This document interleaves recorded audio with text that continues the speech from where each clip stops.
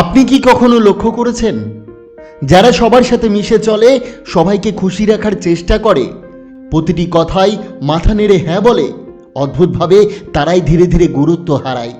আর সবচেয়ে আশ্চর্যের বিষয় জানেন, যারা অপ্রয়োজনে নিজেকে সবার সামনে উজাড় করে দেয় না, সব জায়গায় ঢুকে পড়ে না, সব কথাই মতামত দিতে যায় না, মানুষ অজান্তেই তাদের কথার অপেক্ষা করে। কারণ সম্মান কখনো ভিক্ষা করে পাওয়া যায় না, সম্মান তৈরি হয় দূরত্ব, সংযম আর আত্মমর্যাদা দিয়ে। আজ আমরা জানব চাণক্য নীতিতে বলা সেই নীরব কিন্তু শক্তিশালী কৌশল, যা শিখলে মানুষ আপনাকে আর অবহেলা করবে না, বরং কোনো চেষ্টা ছাড়াই স্বাভাবিকভাবে আপনাকে সম্মান করতে শিখবে। চাণক্য বলেছিলেন, যে ব্যক্তি নিজেকে সস্তা করে তোলে, এই পৃথিবী তাকে সস্তা হিসাবেই মূল্যায়ন করে। আপনি যদি সব জায়গায় নিজেকে হাজির করেন, মানুষ ধীরে ধীরে আপনাকে অভ্যাসে পরিণত করে ফেলে। আর যেখানে অভ্যাস, সেখানে আর কদর থাকে না। আপনি যদি প্রতিটা কথাই সাড়া দেন, প্রতিটা ডাকে ছুটে যান, প্রতিটা অনুরোধে নিজেকে উজাড় করে দেন, তাহলে আপনার উপস্থিতির ওজন কমতে থাকে, আপনার নীরবতার শক্তি হারিয়ে যায়। কারণ যে মানুষ সব সময় পাওয়া যায়, তার অভাব কেউ অনুভব করে না, আর যার অভাব বোঝা যায় না, তার মূল্য কেউ দেয় না। চাণক্য তাই শেখান, সব জায়গায় থাকা নয়, যেখানে প্রয়োজন সেখানে উপস্থিত হওয়াই বুদ্ধিমানের কাজ। সব কথার উত্তর দেওয়া নয়, কখন চুপ থাকতে হবে সেটাই প্রকৃত জ্ঞান। নিজেকে সীমার মধ্যে রাখুন, নিজের সময়, শক্তি আর উপস্থিতির মর্যাদা দিন। দেখবেন আপনি কাউকে প্রভাবিত করার চেষ্টা না করেও মানুষ আপনাকে গুরুত্ব দিতে শিখে যাবে। তাই প্রথম নীতিটি মনে রাখবেন, সব আমন্ত্রণ গ্রহণ করবেন না। সব জায়গায় উপস্থিত থাকলেই সম্মান বাড়ে না, বরং বারবার নিজেকে হাজির করলে আপনি আর বিশেষ থাকেন না, আপনি হয়ে যান সহজলভ্য। যে মানুষ সবসময় পাওয়া যায়, তার উপস্থিতি কারো চোখে পড়ে না, আর যার অনুপস্থিতির কষ্ট কেউ বোঝে না, তার উপস্থিতিরও কোনো ওজন থাকে না। চাণক্য তাই স্পষ্ট করে বলেন, যার অনুপস্থিতি অনুভূত হয় না, তার উপস্থিতিরও কোনো দাম নেই। এই নীতি কঠিন, কিন্তু জীবনের সবচেয়ে কার্যকর। মাঝে মাঝে না বলতে শিখুন, কারণ প্রতিটা হ্যাঁ আপনার সময়ের মূল্য কমায়। প্রয়োজন না হলে নিজেকে সরিয়ে নিন, কারণ দূরত্বই অনেক সময় সম্মানের জন্ম দেয়। একটা শিক্ষণীয় গল্প বলি, শুনুন। এক গভীর জঙ্গলে বাস করত একটি সিংহ। সে কখনোই সব পশুদের ডাকেই সাড়া দিত না, অপ্রয়োজনে কোথাও যেত না, নিজেকে সবার সামনে প্রমাণ করত না। একই জঙ্গলে ছিল একটি কুকুর। সে সবাইকে খুশি রাখতে চাইতো, যার ডাক পড়ত সেখানেই ছুটে যেত, সবসময় সে উপস্থিত থাকত। সময় যেতে লাগলো, পশুরা ধীরে ধীরে কুকুরকে অনুরোধ নয়, আদেশ দিতে শুরু করলো, কারণ তারা জানতো সে না বলতে জানে না। আর সিংহ, সে চুপচাপ দূরে থাকতো, কিন্তু যখনই সে সামনে আসতো, পুরো জঙ্গল নীরব হয়ে যেত।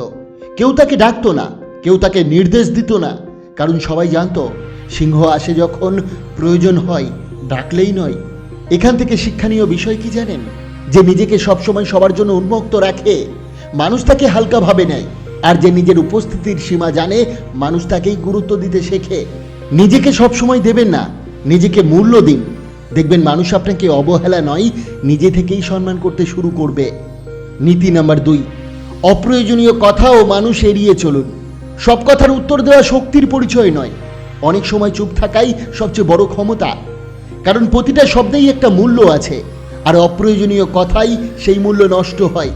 সব মানুষ আপনার ব্যথার যোগ্য নয়, সব প্রশ্নের উত্তর দেওয়ার দরকার নেই। কিছু কথা এমন হয় যার জবাব দিলে আপনি ছোট হন, আর উপেক্ষা করলে আপনি বড় থাকেন।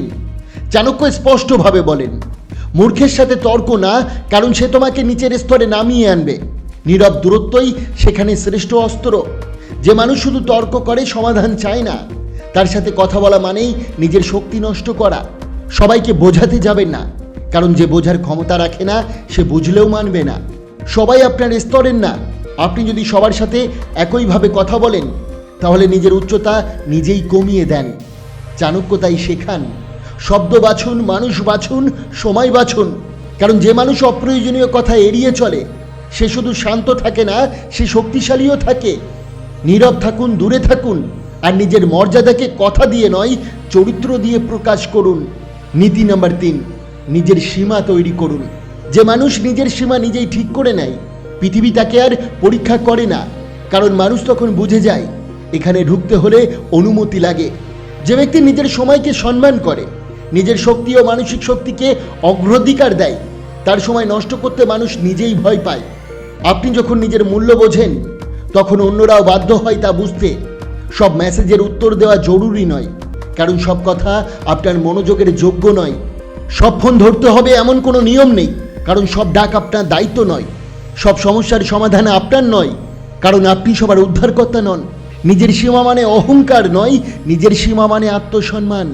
যেদিন থেকে আপনি অপ্রয়োজনীয় মানুষদের ভিড় থেকে নিজেকে সরিয়ে নেবেন, সব জায়গায় নিজেকে প্রমাণ করার চেষ্টা বন্ধ করবেন, নিজের কাজ, লক্ষ্য আর উন্নতিতে মন দেবেন, সেদিন থেকেই একটা নীরব পরিবর্তন শুরু হবে। দেখবেন মানুষ আর আপনাকে হালকাভাবে নেয় না, আপনার কথার জন্য অপেক্ষা করে, আপনার সময়ের মূল্য দিতে শেখে।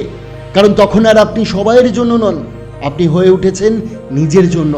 তাই চাণক্যের শেষ ও সবচেয়ে মূল্যবান শিক্ষা হলো, যে ব্যক্তি নিজেকে নিয়ন্ত্রণ করতে পারে, পৃথিবীর শেষ পর্যন্ত তাকেই অনুসরণ করে। তাই আজ থেকেই মনে রাখুন, সবার কাছে সহজলভ্য হবেন না, অপ্রয়োজনীয় মানুষ ধরে রাখবেন না, নিজের সময়, শক্তি আর নীরবতাকে মূল্য দিন। কারণ সম্মান চাওয়া যায় না, সম্মান গড়ে তুলতে হয়। আর যেদিন আপনি নিজেকে সত্যিকারের মূল্য দিতে শিখবেন, সেদিন মানুষ আপনাকে সম্মান না করে আর কোনো উপায় খুঁজে পাবে না। বন্ধুরা, আশা করি আজকের এই ছোট্ট ভিডিওটি আপনাকে অনেক বড় শিক্ষা দিয়েছে। অবশ্যই ভিডিওটিকে একটি লাইক করবেন, কমেন্ট করবেন, প্রিয়জনের কাছে শেয়ার করতে ভুলবেন না।